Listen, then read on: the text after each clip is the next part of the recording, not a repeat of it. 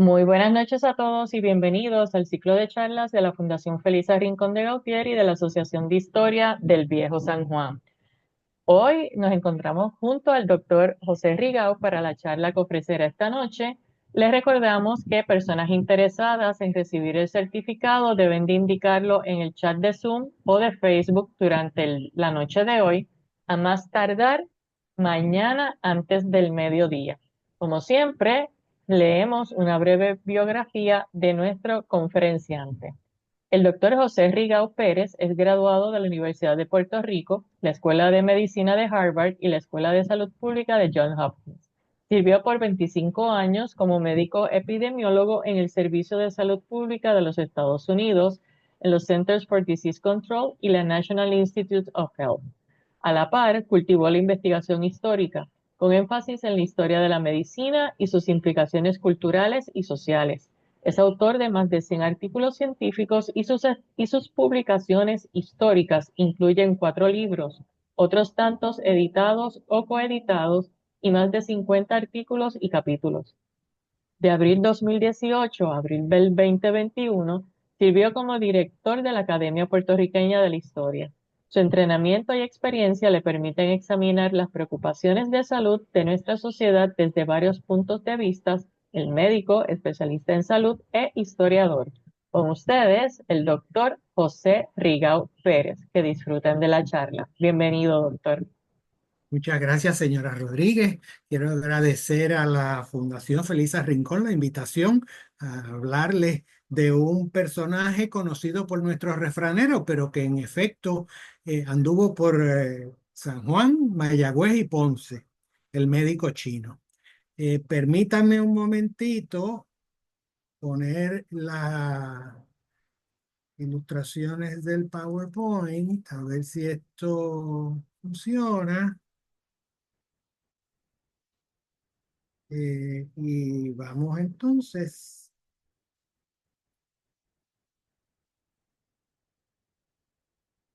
Ok. La- Como quizás muchos de ustedes ya sepan, la América Latina ha servido por siglos como lugar de encuentro para diferentes corrientes culturales de todo tipo, no solo políticas, económicas, religiosas, culturales, musicales, también científicas y médicas. En Puerto Rico y Cuba, la frase popular "no lo salva ni el médico chino" indica una persona que tiene una enfermedad o un problema incurable. Y varios portales en Internet relacionan el dicho popular a los sanadores herbolarios chinos. El Archivo General de Puerto Rico incluye unos documentos sobre un curandero chino. Vamos a ver que ahora esto no quiere. Espérate.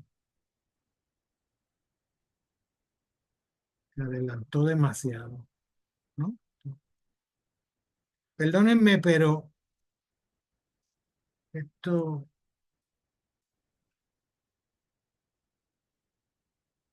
está corriendo. Ay, Dios mío. Ups. Un momentito en lo que resuelvo el PowerPoint, que está dándome problemas No se preocupe. en el Zoom. Vamos,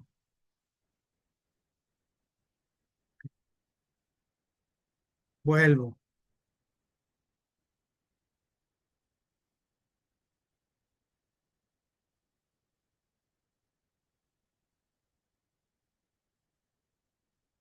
Ok.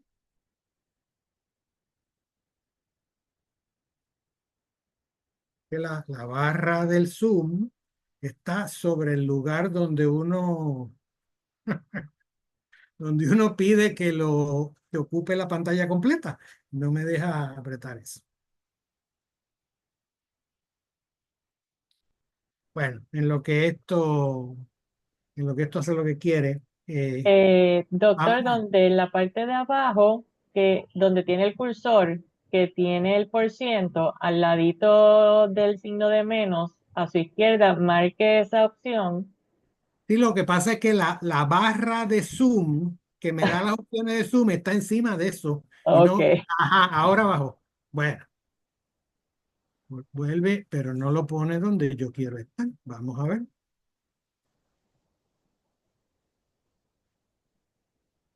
Como quiera que le dé, va adelante y no, un momentito, aquí. Manualmente para atrás. Ahí.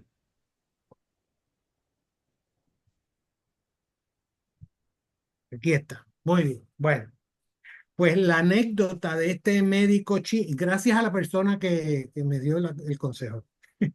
La anécdota de este médico chino nos recuerda asuntos que son además importantes en nuestra historia médica y social. La inmigración asiática anterior, mayor y más variada de lo que usualmente se considera, el licenciamiento médico con sus reglas y sus infracciones, el acceso al cuidado y las limitaciones a ese acceso, la larga historia de la medicina botánica en diferentes culturas y la atracción de terapias nuevas para pacientes sin acceso a o beneficio de las terapias reconocidas. Aunque la sociedad de 1850 nos parezca muy lejana, todos esos anuncios forman parte de la práctica clínica actual. La inmigración masiva de China comenzó luego del Tratado de Nankín entre China e Inglaterra en 1842. En las décadas siguientes, contingentes chinos se trasladaron a la California de la fiebre del oro, Perú, Panamá para construir un ferrocarril interoceánico, como le decían, y América Central y las posesiones inglesas en el Caribe. En 1847, cerca de 600 chinos fueron llevados a Cuba como obreros por contrato, pero esclavizados en la práctica para trabajar en las siembras de caña de azúcar. El programa se suspendió en un año y se reanudó en 1843.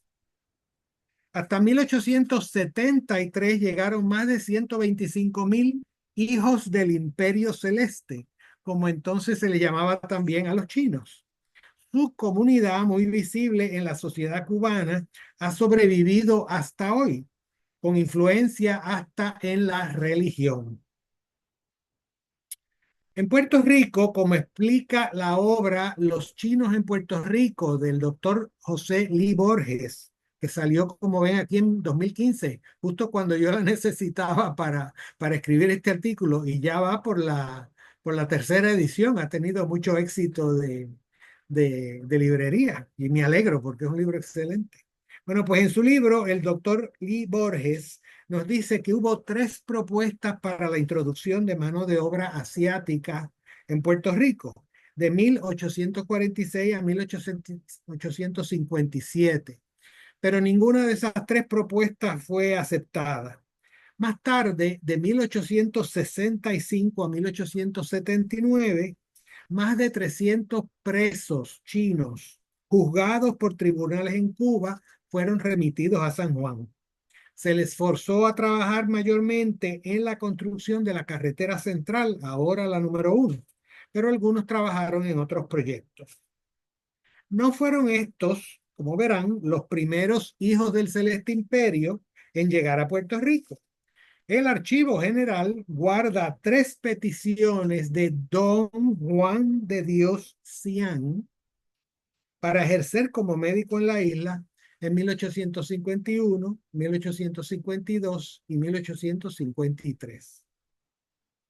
Aunque no consiguió lo que pedía, practicó abiertamente donde y cuando quiso, por al menos 2 años. ¿Cómo fue posible? Otra historia más de ilegalidad o corrupción de las autoridades. Bueno, examinando en detalle los documentos y su contexto social, trataremos de conseguir respuesta a estas preguntas. El 17 de junio de 1851, don Juan de Dios Cian, profesor de medicina y de botánica en Ponce, pidió al gobernador le permitiera, y cito, prestar sus socorros a la humanidad doliente en las enfermedades externas y en las crónicas que se han mostrado rebeldes a las aplicaciones y tratamientos de otros facultativos.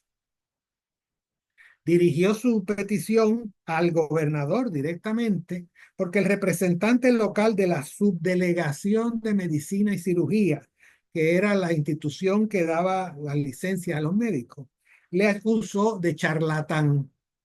Cian alegó que poseía documentos que acreditaban sus éxitos curativos en las principales ciudades de Cuba, donde no había encontrado oposición de las autoridades. Insistió que no pretendía perjudicar con sus servicios a los facultativos de Ponce, sino encargarse de las enfermedades envejecidas y tratadas sin éxito por otros profesores. Ofreció tratar de gratis a los indigentes y proletarios y por una módica remuneración a los que recuperan su salud. La petición lleva la firma de José Ulises Quesada, amigo de Cian, que no sabía firmar en español, pero Cian firmó con 3 caracteres chinos que ven aquí. Una larga nota al margen que señalo, y al mismo día de la petición, por Antonio Fortún, corregidor y comandante militar del distrito de Ponce, indica que Cian llegó a esa ciudad, no da la fecha, desde Nuevitas, en un puerto de la provincia de Camagüey, en Cuba, y el pasaporte lo identificaba como botánico. El 22 de mayo de 1851, el gobernador de Puerto Rico le había concedido permiso de residencia, junto a su esposa y un criado también natural de China. La nacionalidad de la esposa no se menciona. El corregidor Fortún indicó que Cian, y cito, desde su llegada y a ruegos de muchos dolientes que habían perdido el tiempo y gastado su dinero en la curación crónica de algunas dolencias, les proporcionó remedios de hierbas que debieron producir buen efecto, cuando son muchos los que se han dirigido a él. Y añadió, tengo conocimiento de que a los pobres les da los remedios gratis. Fortún había oído de muchas curas, pero conocía personalmente de 4 de ellas. Eduardo Guzmán, un párvulo encerrado en su casa por orden del anterior corregidor, para que su enfermedad, que se decía ser la de Lázaro, es decir, lepra, no contagiase a otros, pero que al comparecer frente a Fortún no demuestra estar enfermo. El hijo de don Félix Pérez, comandante de serenos o policías nocturnos, padecía una afección del pecho, por lo cual su padre lo contaba perdido. Y en el día son tantas sus esperanzas que solo la voluntad de Dios puede quitárselo. Mateo Rabaina, herrero y maquinista, y don Guillermo Vogt, o probablemente Voigt, un alemán gran hacendado y comerciante de esclavizados, estaban ambos impedidos del brazo y pierna izquierdos, pero Rabaina ya sube escaleras y a don Guillermo lo habían visto montando a caballo. Fortún indicó al gobernador que como esto parece que no está de acuerdo con las disposiciones vigentes relativas a la medicina y arte de curar, vuestra excelencia resolverá lo que considere más conforme acerca de esta solicitud. En realidad, esto no está de acuerdo con las disposiciones vigentes, como ustedes verán. Pero si Fortún dice que no está de acuerdo, la respuesta del gobernador, del capitán general hubiera sido, bueno, pues si no es legal, usted tiene la responsabilidad de hacer cumplir la ley. Así que entra en esa ambivalencia para darle oportunidad al médico chino y también darle oportunidad al gobernador a que sea él el que decida. El 21 de junio, la oficina del gobernador refirió la petición a la subdelegación de medicina. El día 23, la junta de la subdelegación contestó que Xian debía seguir los procedimientos establecidos por la ley para la validación de su entrenamiento en el extranjero. O sea, presentar el original del diploma, pagar un depósito, sujetarse a exámenes y demás requisitos que no especifican. Una excepción en el caso de Xian daría lugar a quejas justificadas de los médicos extranjeros que habían cumplido con las leyes del país y hasta reclamaciones de sus cónsules. El 25 de junio, el gobernador remitió la respuesta a Ponce solo 8 días después de la petición de Xian. A los 9 meses, Xian repitió su solicitud al gobernador, identificándose esta vez como Don Juan de Dios de Jesús Xian, residente en San Juan. Alegó su éxito en repetidas y difíciles curaciones que ha practicado en la villa de Ponce y otros pueblos de la isla, y añadió que en Cuba ejerció su profesión por más de 4 años con el beneplácito de todos y aún con el de los mismos médicos. La petición fue referida otra vez a la subdelegación. Esta indicó que Xian no había seguido las instrucciones previas y que la oferta de tratar gratuitamente a los pobres indicaba su ignorancia de las leyes locales, que tal comportamiento violaría aunque tuviera licencia para practicar medicina. Aquí aclaro que yo creo que no es que fuera ilegal tratar de gratis a los pacientes, sino probablemente se referían a que estaba prohibido que los médicos les dieran medicamentos directamente a los pacientes. Los médicos no podían ni fabricar ni distribuir medicamentos. Eso tenían que ser los farmacéuticos.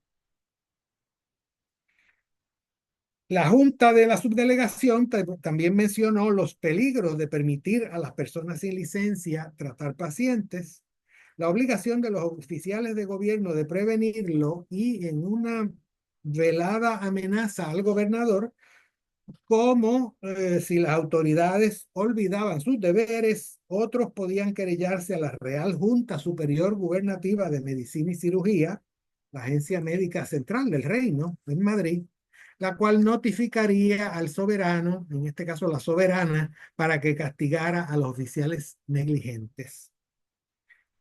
En comunicación adicional, la Junta denunció al gobernador las actividades de Xian en San Juan.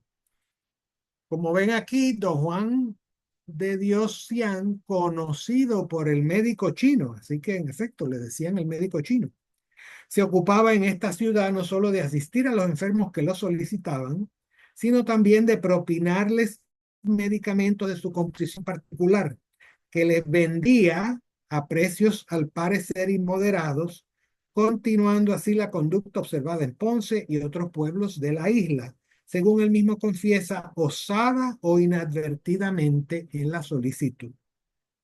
La Junta pidió al gobernador hiciera recaer sobre el que así viola la ley las penas que ésta señalaba, que iban desde una multa de 50 ducados, miles de dólares de hoy, a penas de mayores multas y hasta destierro a uno de los presidios de África o América. 3 meses después, el 21 de julio del 52, 2 residentes, esta vez de Mayagüez, José Paradic y solo está la inicial, Basora, que se describen en un estado desesperado por su salud, reverentemente suplican al gobernador que autorizara a Xian a practicar. Ante la falta de respuesta gubernativa, 8 meses más tarde, el 30 de marzo de 1853, Xian de nuevo pidió al gobernador permiso para curar. Sus razones para no cumplir la ley, pero sin embargo solicitarse le aceptara como facultativo, merecen cita extensa, por lo que dicen de China, de sus destrezas y su experiencia en Cuba. Cito: ignorante de las leyes de los países que iba a visitar fuera del mío, no me procuré al salir de la China título que acreditase mi profesión médica. bien que esto no hubiera sido posible porque allí no se acostumbran tales títulos. Los estudios se hacen privados y cada cual ejerce la profesión científica a que se inclina cuando los maestros lo consideran hábil por los experimentos prácticos del ejercicio, pues allá no hay ni universidades ni colegios y por lo mismo no están reglamentados los estudios. Tanto que aún para la primera enseñanza no hay escuelas públicas, sino que los maestros van a las casas. De aquí proviene que yo no pueda presentar más título legítimo que mi suficiencia en el arte de curar. Y aún esta no puedo procurarla en un examen teórico a que me sujetara, ya que por la diversidad de principios, ya por la diferencia inmensa en la manera de aprender, y ya porque no poseyendo el idioma castellano ni el latino, ni las lenguas vivas que hoy son tan comunes, no podría ni comprender las preguntas ni expresar las respuestas y decisiones.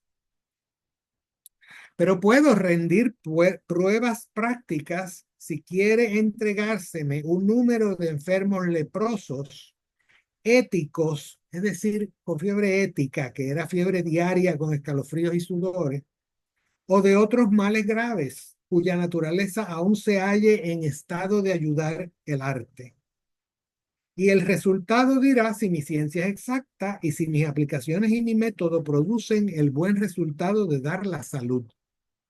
A esto se agrega el buen éxito que he tenido en esta isla y la de Cuba con los enfermos, de cuyos casos podría presentar 1000 documentos, pero me contento con exhibir los 5 que son adjuntos, entre los cuales obra uno del Ayuntamiento de Santa María de Puerto Príncipe, Camagüey, donde a petición de un facultativo y previo los informes de la inspección y subdelegación del ramo de medicina, por el conocimiento que ya se tenía de mi práctica, fui asociado al médico solicitante para curar la lepra o mal de San Lázaro que asolaba aquel país.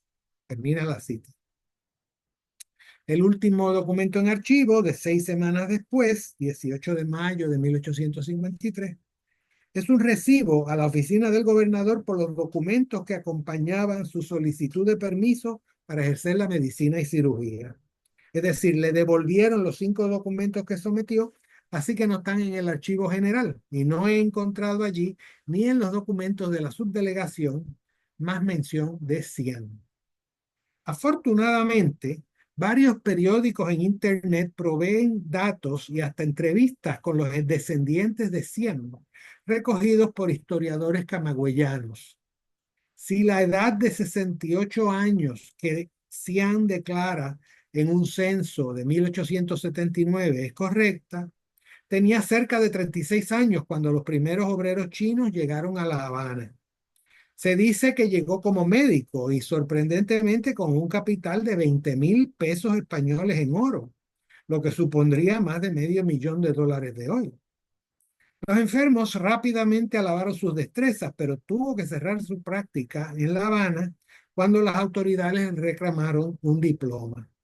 Se mudó a Puerto Príncipe, Camagüey, en 1848. Se convirtió al catolicismo de forma pública y aparatosa. En hábito oriental, interrumpió una procesión de Viernes Santo arrodillándose ante una imagen de Cristo crucificado. Se bautizó con nombre cristiano el 25 de abril de 1850. Se vistió como los occidentales y desarrolló una práctica médica. En la primavera de 1851, las autoridades de Camagüey descubrieron una conspiración independentista, la llamada Rebelión de Agüero. Quizás Cian dejó Camagüey entonces y Puerto Rico parecería el refugio más conveniente, pues colonia de España, compartía con Cuba idioma, costumbres y leyes. Eventualmente regresó a Camagüey. Su nombre aparece en esa ciudad entre los miles de firmantes de un memorial de 1865 que pide reformas económicas y políticas. Hubo hijos dentro y fuera del matrimonio y hay descendientes suyos todavía en Camagüey. A su muerte, el 23 de marzo de 1885, alabó su, cito, buen éxito en la ciencia de Galeno. La historia personal de Xian provoca muchas preguntas, pero tenemos pocos documentos para encontrar las respuestas. No sabemos cuándo llegó a Ponce. Antes de eso pasó 4 años en Cuba, lo que lo asocia a la primera llegada de trabajadores chinos. Pero él no parece ajustarse a esa categoría social. Habla de salir de China para visitar países extranjeros, como si hubiera viajado por turismo. Siempre recibe el título de don, hasta en los documentos de la subdelegación, lo que indica distinción.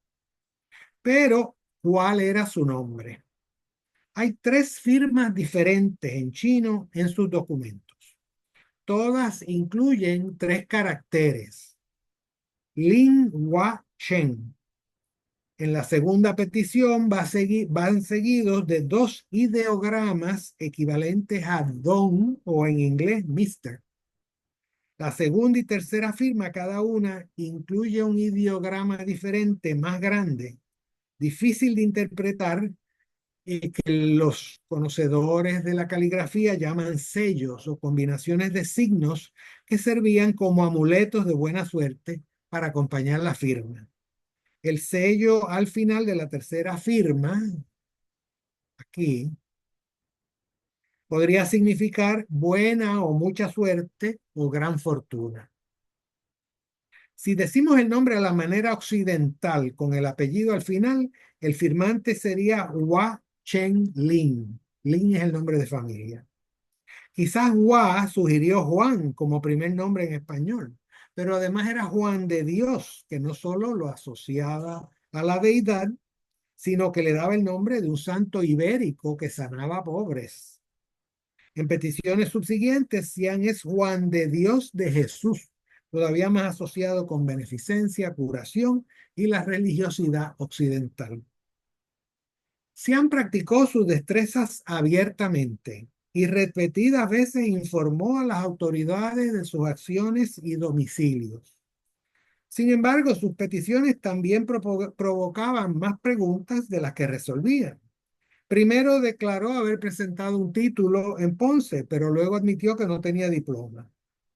Sabemos de los 4 enfermos curados que mencionó Fortún, pero no sabemos cuán largo fue el seguimiento para detectar recaídas, ni hay un informe de cuántos tratamientos fracasaron.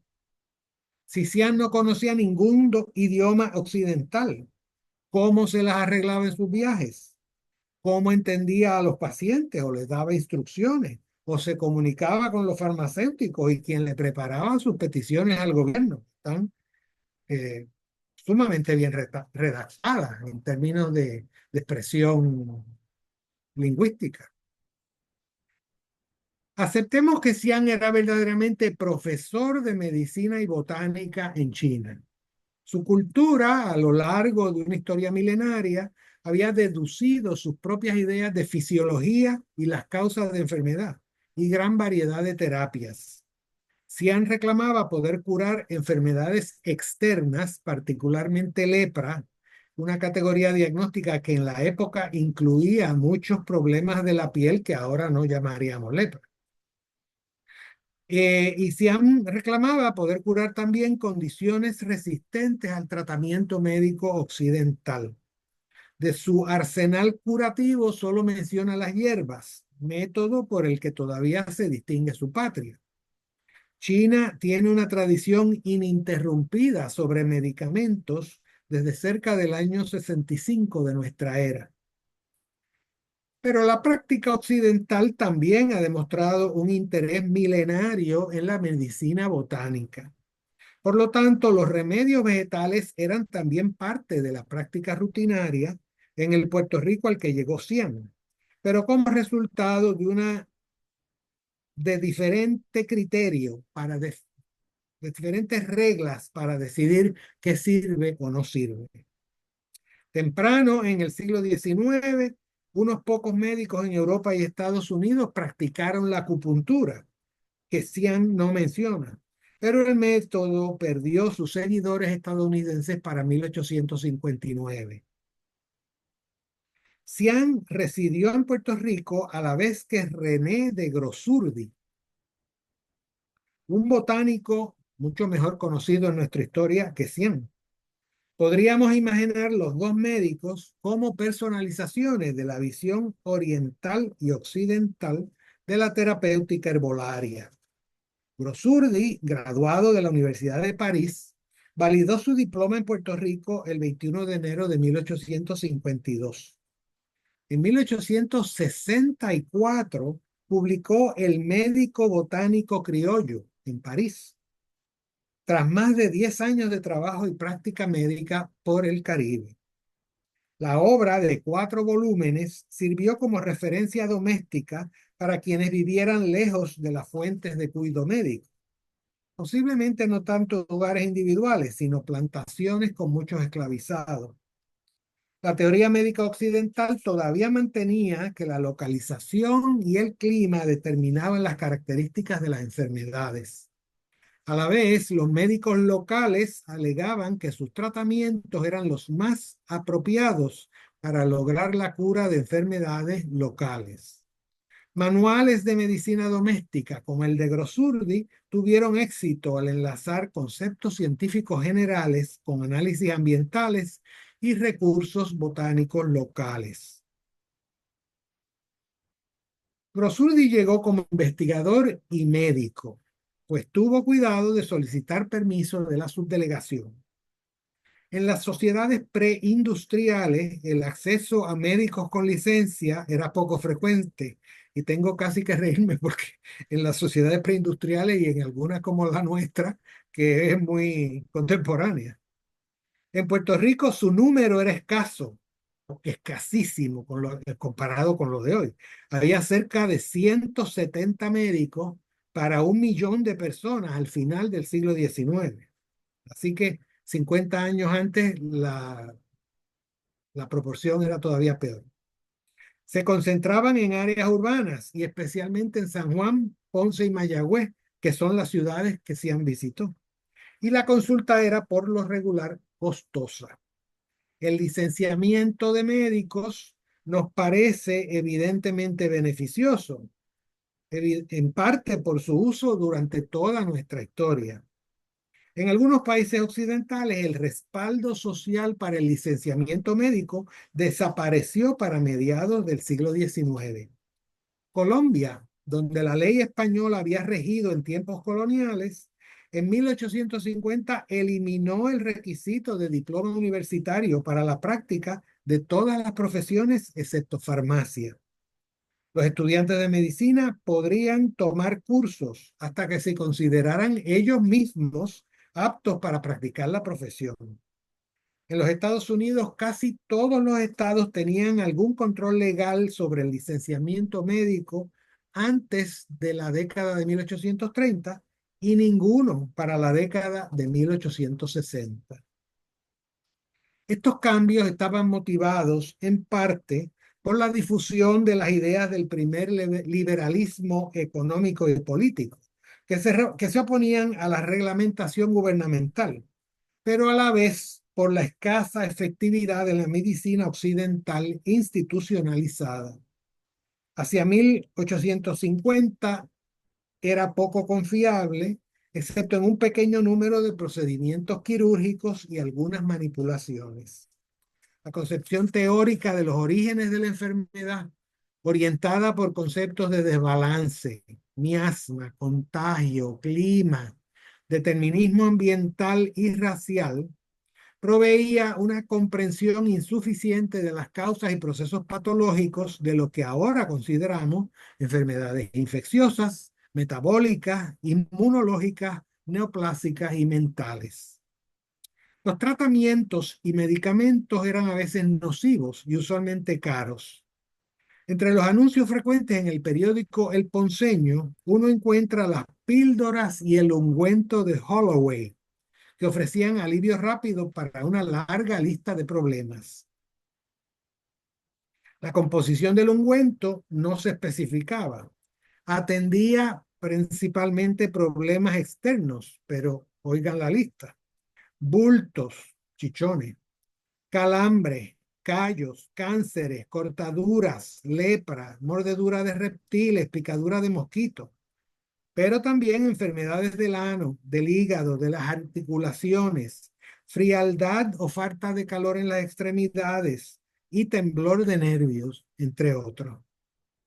Las píldoras de Holloway resolvían principalmente problemas internos, accidentes epilépticos, almorranas, asma, calenturas de toda especie, enfermedades del hígado, venéreas, gota, hidropesía, ictericia, lombrices de toda especie, obstrucción de vientre, retención de orina, tisis o consunción pulmonar y muchos otros. Ambos productos disponibles en boticas en diferentes pueblos, evidentemente sin necesidad de receta médica, costaban 4, 8 y 12 reales el frasquito. En esa época, un obrero agrícola ganaba de 2 a 3 reales por un día de trabajo de 12 horas. Las sanguijuelas españolas y alemanas costaban de 1,5 a 3 reales por unidad. Y una onza de sulfato de quinina, un medicamento verdaderamente efectivo contra la malaria, pero no necesariamente contra otros tipos de fiebre, costaba 4 pesos, 32 reales.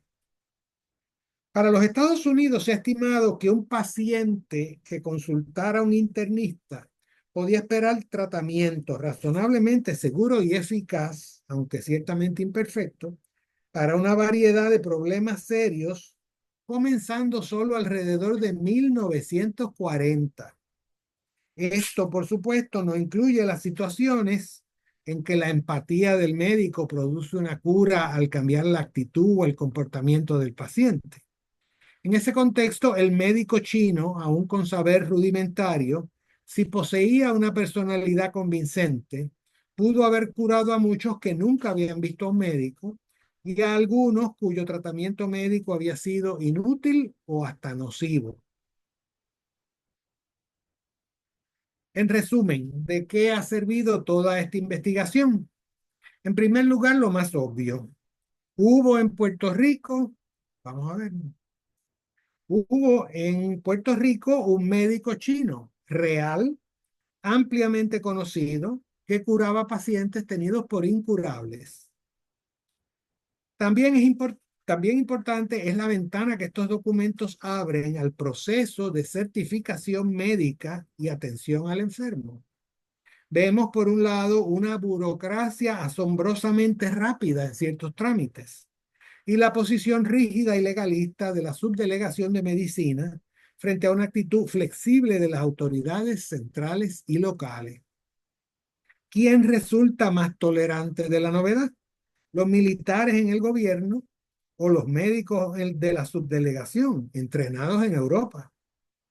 El historiador Aníbal Sepúlveda, tras múltiples estudios sobre obras de ingeniería y urbanismo, resalta el buen entrenamiento y la visión de futuro de los ingenieros militares.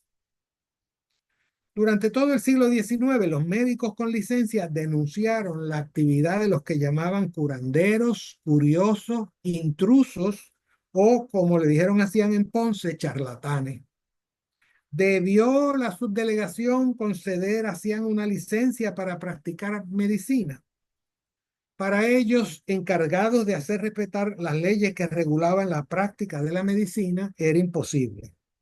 Sin embargo, ante tanto enfermo y tan poco médico, esa respuesta nos pone incómodos. Recuerda un pasaje del Evangelio. ¿Quién actúa de manera más ética? ¿El que prohíbe curar si no es como permite la ley? ¿O el que tolera al que parece curar sin hacer daño? No pretendo la respuesta, es un dilema difícil. Quiero señalar cómo el estudio de las circunstancias históricas de nuestra medicina, por ejemplo, los costos de medicamentos y el licenciamiento médico, se presta a la educación ética de los profesionales para confrontar los problemas actuales. Muchas gracias. Esta charla está basada en un artículo y los que quieran encontrarlo está en el Puerto Rico Health Sciences Journal, pero si ponen Rigaud médico chino, on license to prescribe herbs, que es el título en inglés, ahí les sale y pueden verlo en más detalle y ver las ilustraciones que les he enseñado. Muchas gracias de nuevo.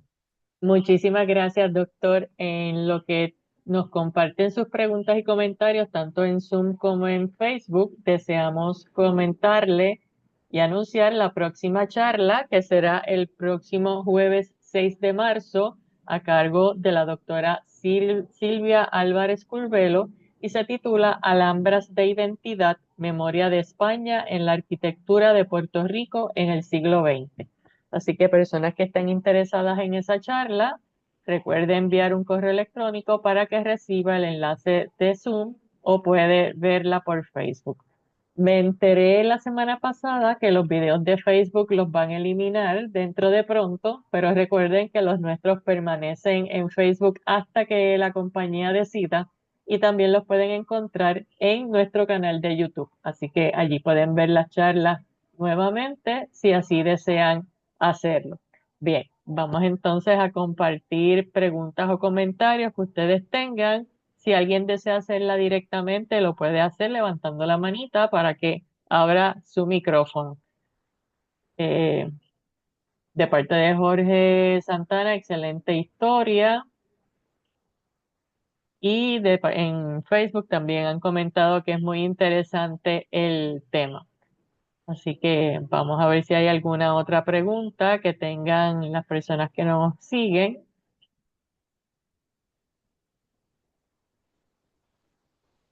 Eh, bueno, por ahora no tenemos. Así que,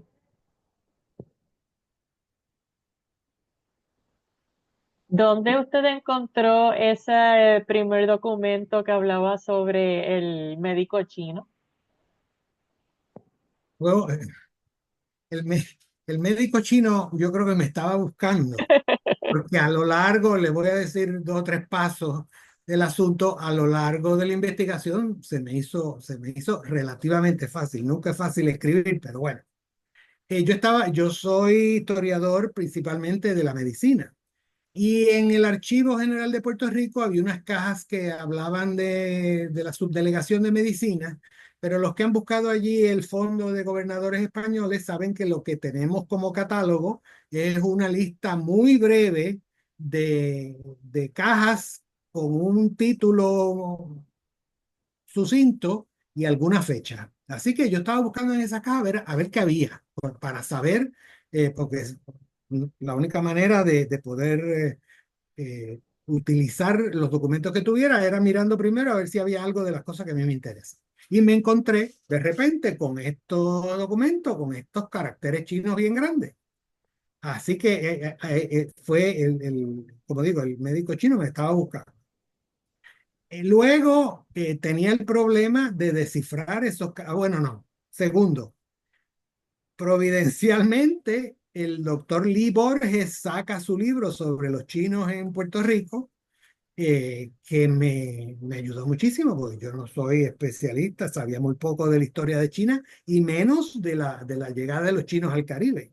Y él lo describe muy apropiadamente, con todo el rigor histórico, así que no tuve yo que hacer ese trabajo. Eso está en ese libro, que de nuevo recomiendo. Ese primer libro es la historia, como quien dice, antigua de los chinos en Puerto Rico, pero el doctor Lee Borges sacó un segundo libro que se llama Chinos PR, que es la inmigración más moderna, siglo XX y llegando hasta siglo XXI. También recomendable. Y Recomendado. ambas charlas del doctor José Lee Borges las pueden encontrar en YouTube, porque también las brindó para la fundación. Pregunta el doctor Jorge González si hay algún libro sobre este tema. Bueno, creo que con eso les doy la respuesta.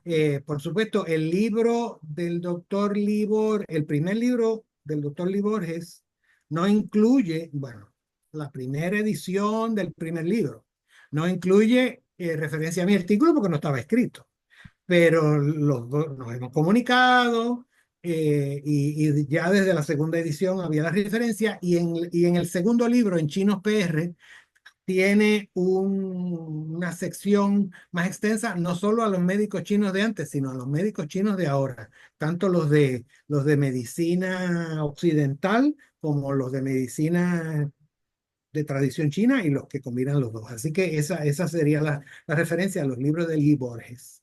Pero quería mencionar otra cosa también que resultó bastante fácil.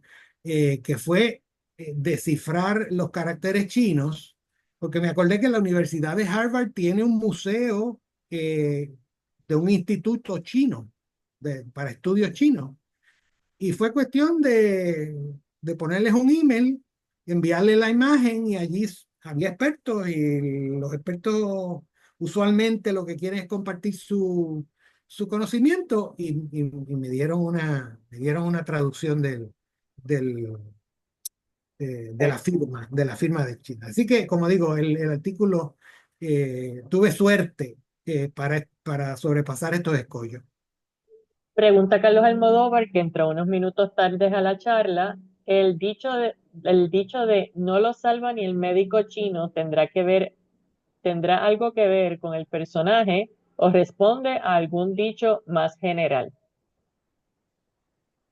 Yo no tengo, claro, el hecho de que existiera este médico chino y que en un documento de su tiempo indica que le dicen el médico chino, pues no prueba que que el dicho se hiciera popular por él.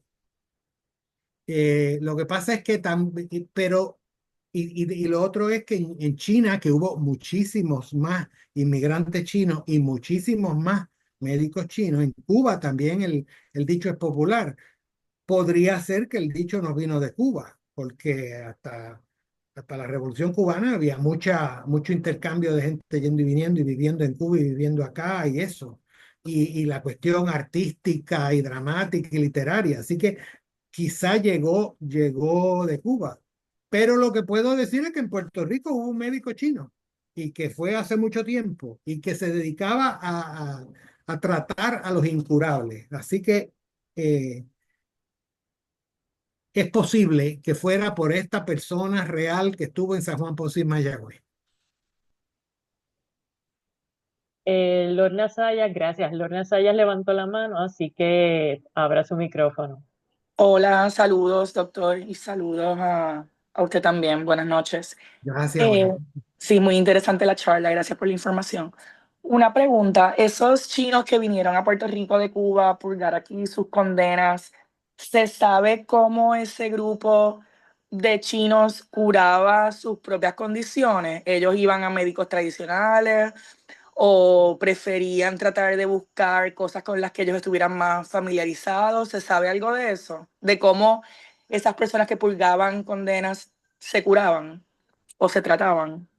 Eh, yo sé poco y la referiría al libro del doctor Lee Borges, pero hay que recordar que estos chinos estaban presos, así que no podía, a menos que entre ellos mismos hubiera alguien que tuviera los conocimientos de su tradición nacional, pues no tenían la libertad de ir a buscar un médico chino y no había, en realidad, Lee Borges no documenta que haya otra inmigración china en esa misma época, así que es poco probable que hubiera en Puerto Rico alguien fuera del grupo de los que estaban presos que supiera de esas tradiciones.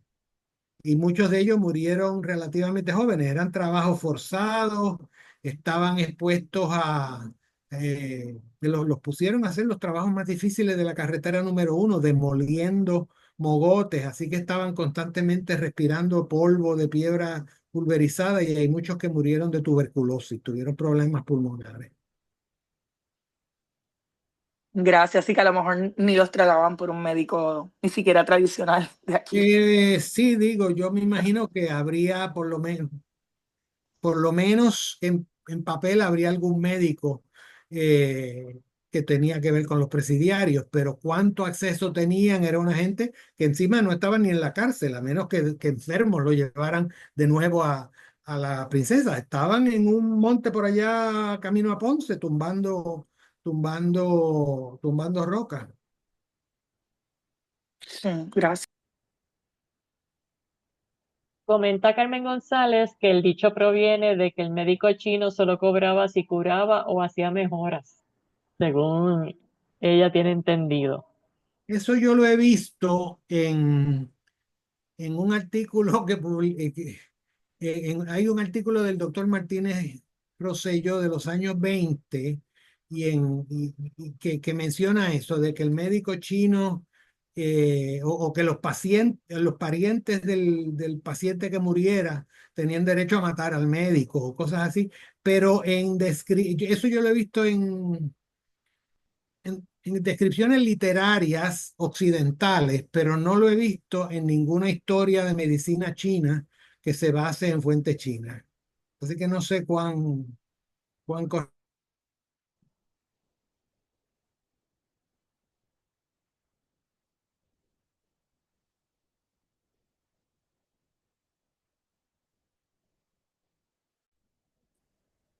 Se congeló un momentito su imagen, doctor. creo yo. La última parte no. Bueno, que no sé cuán correcto sea eso de que solo cobraba si curaba. Muy bien, muchas gracias. Así que verifico si tenemos alguna otra pregunta o comentario en Facebook. Si alguna otra persona desea hacer alguna pregunta o comentario, como hizo la señora Saya, en confianza levanta la mano para que pueda abrir su micrófono. Así que a las personas que solicitaron su certificado, lo estarán recibiendo a partir de la semana próxima, como les indiqué. Así que no tenemos ninguna otra pregunta o comentario. Muchísimas gracias, doctor. A las personas que Gracias. nos acompañan, muchas gracias. Los esperamos el próximo jueves.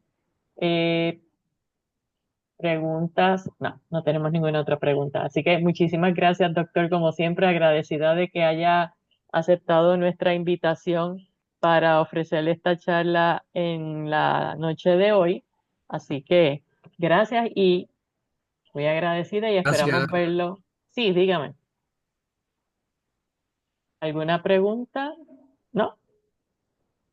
No. Actually, antes de Sí, terminar, muchísimas gracias. Le están hablando desde Maryland y doctor Rigao, muchas gracias por la presentación. Gracias.